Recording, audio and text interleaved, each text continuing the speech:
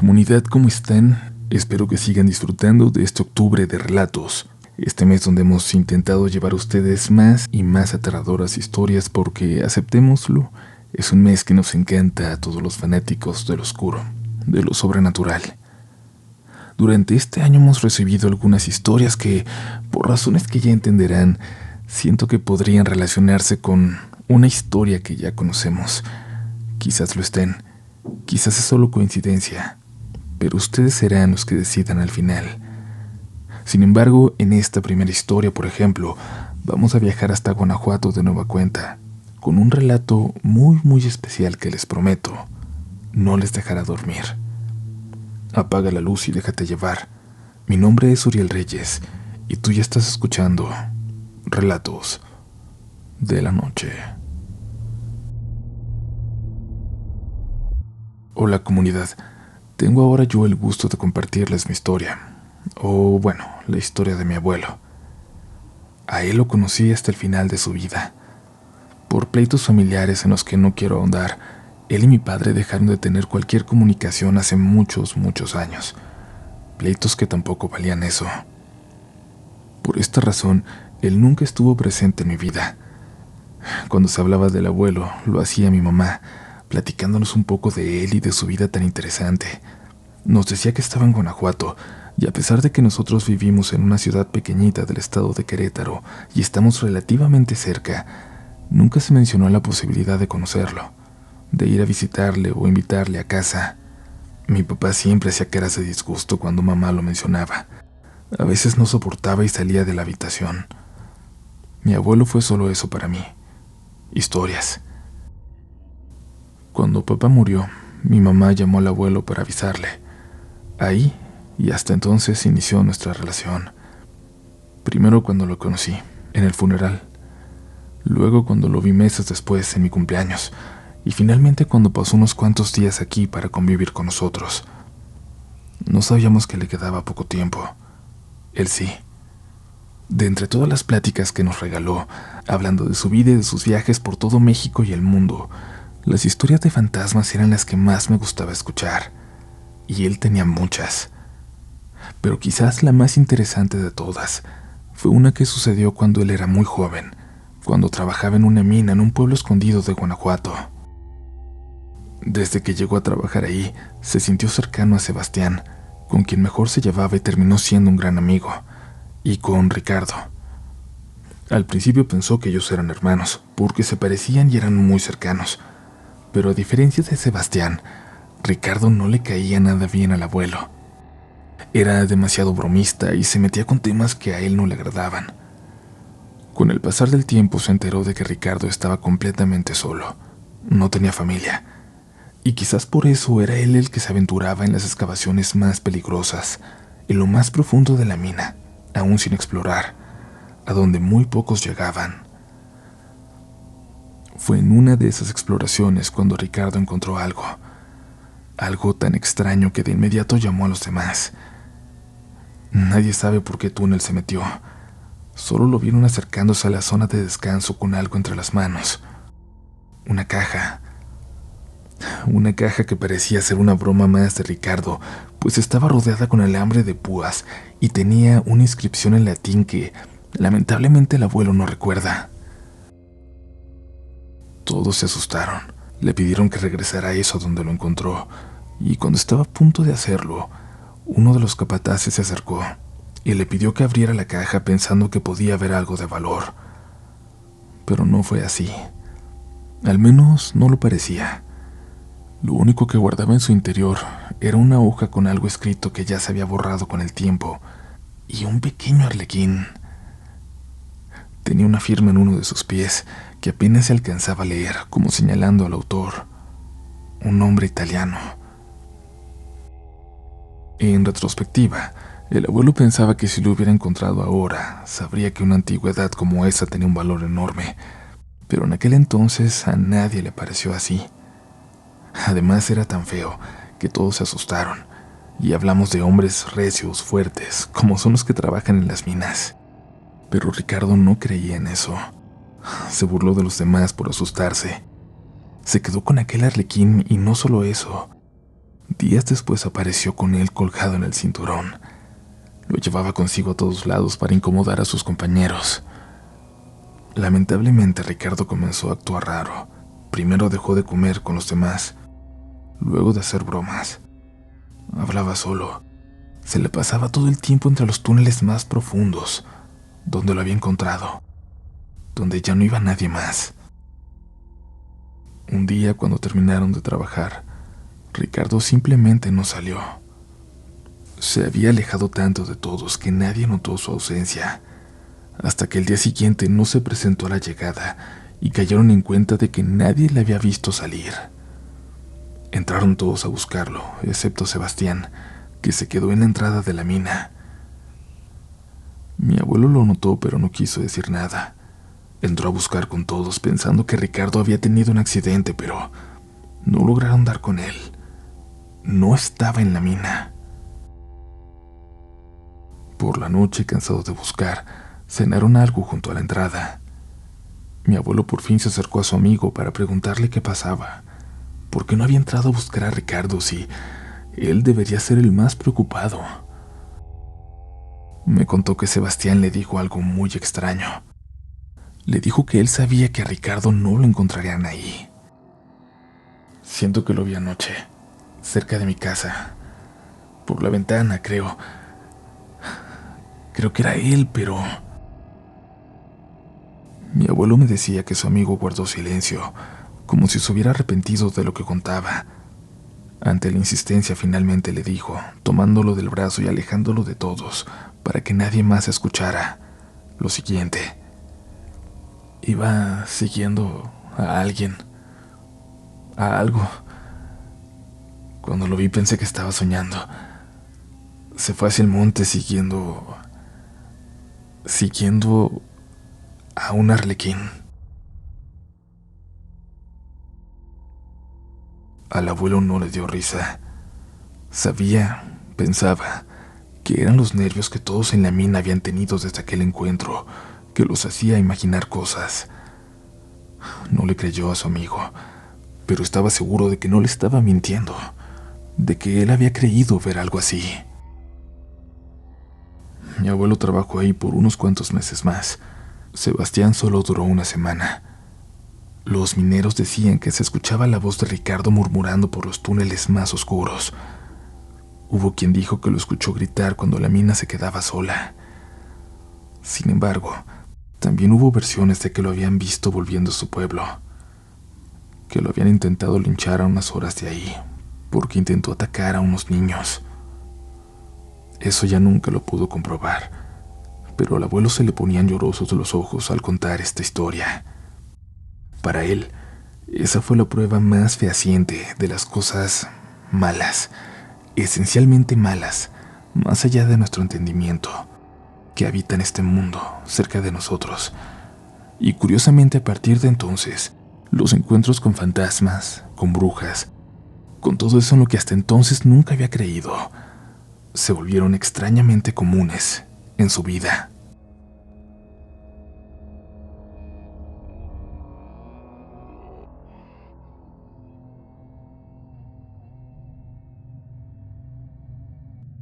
¿Qué tal, comunidad? Me gustaría compartir mi historia.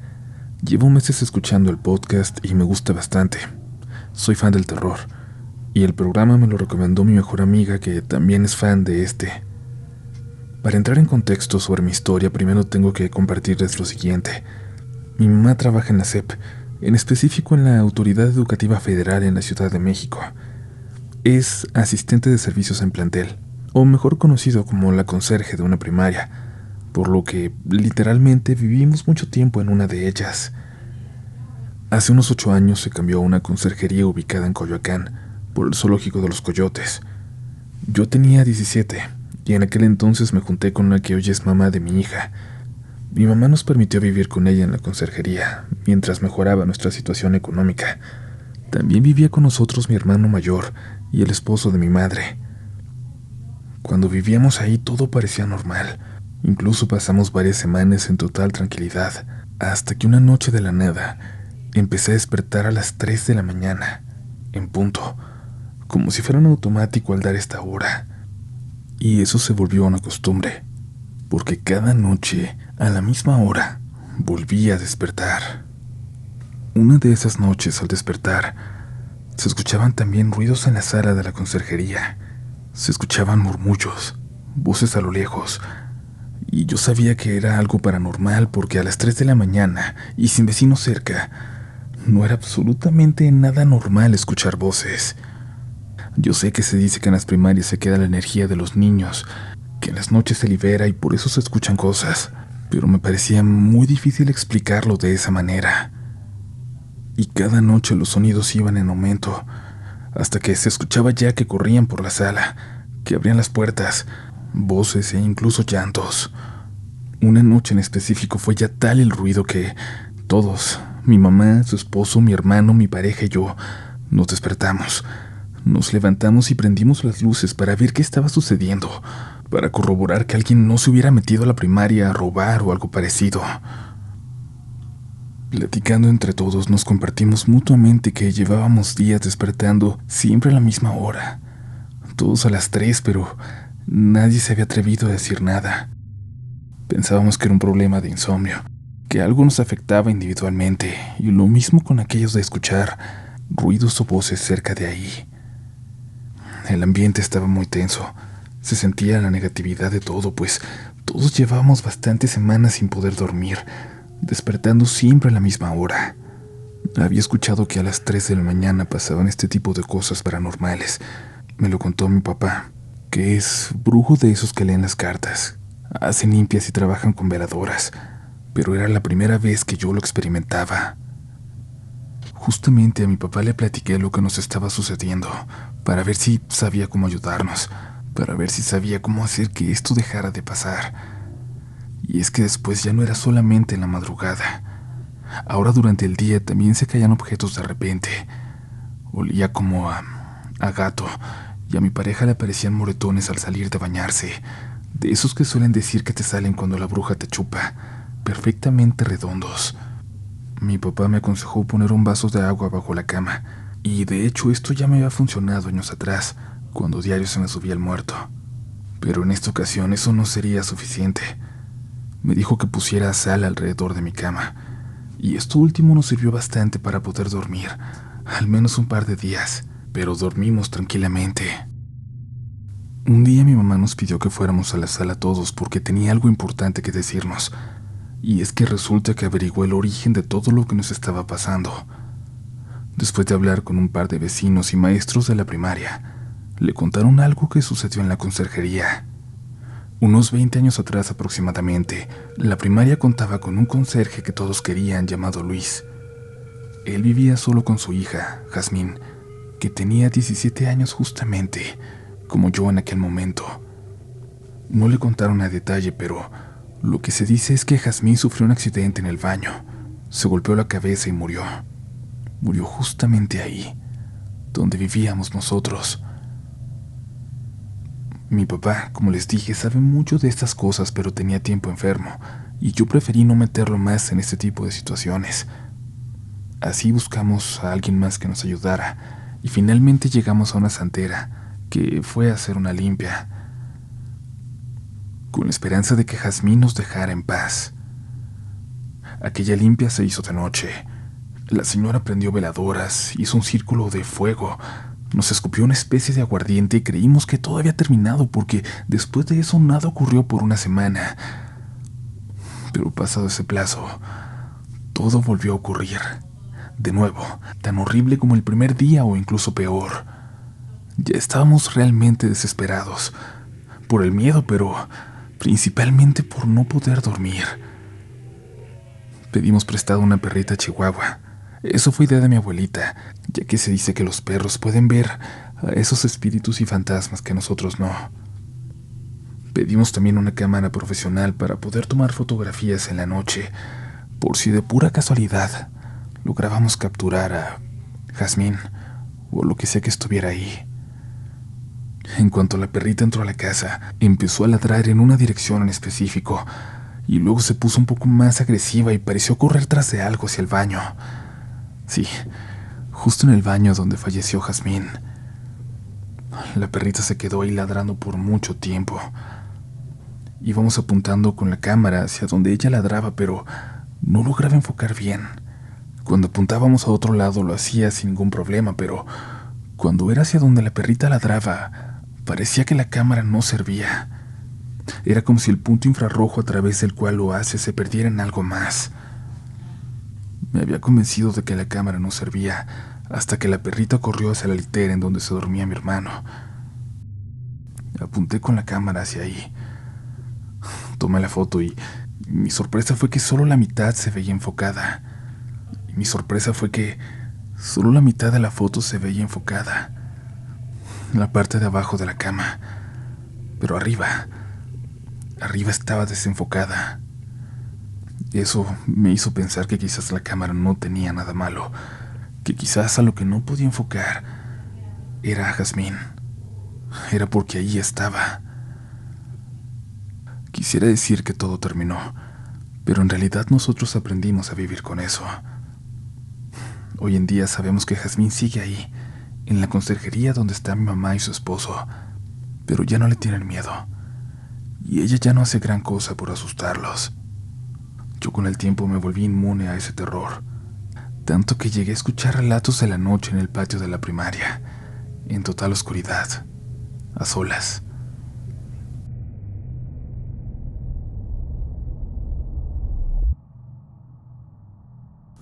Hola comunidad, me llamo Mayra y soy de León, Guanajuato. Este relato no es mío, sino de una tía muy cercana y querida. Realmente no estamos seguros con exactitud de cómo fue que sucedieron las cosas. Sin embargo, no nos sentimos escépticos a este tema. Sabemos que siempre hay que respetar incluso cuando no creemos 100% en las cosas. Hace aproximadamente 25 años, Guadalupe, el esposo de mi tía, se fue a los Estados Unidos a buscar mejor suerte para poder sostener a su familia económicamente. En aquel tiempo eran muy pobres. Y así pues, Guadalupe se fue dejando sola a mi tía con una niña, mi prima Ana. Pasó el tiempo y Guadalupe de pronto dejó de contactar a su mujer. Mi tía ya no recibía llamadas y no sabía nada de él. Ante esto, ella comenzó a entrar en desesperación y buscando alguna solución a su problema, recurrió a algo que hasta la actualidad nos deja con la duda de si puede ser real o simplemente todo es idea nuestra. Mi tía acudió con una señora que se dedicaba a la brujería y a los temas relacionados con la magia negra. Esta señora le pidió que creara un muñeco que representaría a su esposo para luego pedirle algo. Creemos que a la muerte, que se lo devolviera. Sin embargo, esto tenía un precio. Ella tenía que pagar con algo cuando su deseo fuera cumplido. Nosotros no sabemos qué fue lo que mi tía prometió. Apenas unos días después, como por arte de esa magia, mi tío Guadalupe se comunicó y regresó al lado de mi tía. Pero ella, pensando que todo lo que la señora le había dicho era una mentira, que todo había sido una coincidencia, no cumplió con su parte del trato. Y una noche tuvo una terrible pesadilla, aunque dice que ella cree que no estaba del todo dormida. En el sueño pudo ver a una figura de negro que le hablaba, que le decía algo, sonidos extraños que de alguna forma logró interpretar. No cumpliste con lo prometido, y ahora me voy a llevar algo que quieres. Mi tía despertó desorientada, queriendo creer que todo era su miedo, su sentimiento de culpa por no haber cumplido. Pero tristemente, días después, mi tío Ramiro, el más pequeño de todos los hermanos, tuvo un trágico accidente automovilístico que le quitó la vida. Apenas era un adolescente. Mi tía se culpaba y decía que ella lo había provocado, todo por no cumplir con lo que le prometió aquel día a la muerte. Nosotros no sabemos en realidad qué fue lo que pasó. Solo nos queda muy claro que jamás hay que meternos con cosas que no comprendemos, que no están en este plano. Gracias por escuchar mi relato. Hola comunidad, mi nombre es Andrea y esto me pasó cuando tenía 14 años. Actualmente tengo 17 y aún vivo cosas como las que estoy a punto de narrar. Vivo en un pueblo lejos de la ciudad. Además, mi casa está justo en la parte más solitaria de este lugar, prácticamente rodeada de árboles, cerca de un pequeño bosque. Me gusta que vengan mis amigas para sentirme menos sola aquí, y mi historia comienza en una de esas reuniones, una en la que estábamos tan aburridas y con tantas ganas de hacer algo que nos sacara de la rutina, que nos pusimos a buscar en internet formas de invocar espíritus. Sí, ya sé, no es una buena idea. Y por supuesto que ninguna creía que algo real fuera a suceder. Lo hacíamos por divertirnos. Hasta que dimos con una forma de hacerlo muy peculiar. Algo que desde el inicio se sentía diferente, como si de verdad estuviéramos haciendo algo importante. Al terminar, nos sentimos hasta aliviadas porque nada había pasado. Pero antes de continuar buscando más formas para seguir haciéndolo, la mirada de una de mis amigas clavada en las escaleras detrás de mí nos hizo voltear a todas. Había algo asomándose hacia nosotras. Solo alcanzamos a ver una silueta, una sombra negra que al darse cuenta de que la veíamos se quitó. Pero no había nadie en el segundo piso. No había nadie en mi casa, ni forma de explicar lo que acabábamos de ver. Aún así decidí ocultarlo. Lamentablemente, de todo el grupo, yo soy la más creyente, la más débil en estos temas, y creo que por eso mi experiencia apenas comenzaba. Una semana después mi mamá tuvo una cirugía de emergencia, aunque nada de peligro. Solo tenía que recuperarse, y yo me acostaba tarde para estar al pendiente de ella. El dormirme más tarde del usual me hizo descubrir que cuando pasaba de la medianoche, algo despertaba en la casa. Algo se sentía en ella. Me estaba quedando en la habitación de mi mamá. Esta da hacia las escaleras y no tiene puerta, por lo que empecé a sentir que algo me veía desde la oscuridad. Exactamente en el mismo lugar de las escaleras donde habíamos visto aquel bulto asomarse. Yo intentaba pensar que todo estaba en mi cabeza y simplemente me intenté dormir. Apreté los ojos. Luego escuché que la cama rechinaba. Después, que mi mamá caminaba por el cuarto y se paraba en la ventana que quedaba justo frente a mí. Pero no me atreví a abrir los ojos, y es que mi mamá estaba recién operada. Ella no se podía levantar sola, y yo no podía abrir los ojos. Solo sentía una vibra en el cuarto que me hundía en la cama y un frío que no sé cómo explicar. Luego, lo que sea que estaba parado frente a mí, se sentó en mis piernas, como queriendo que abriera los ojos, como queriendo despertarme, pero yo no quise hacerlo. No los pude abrir. Esta cosa me hablaba. Me hablaba de una forma que entendía en mi cabeza, aunque no hiciera ruido. Eran muchas voces a la vez.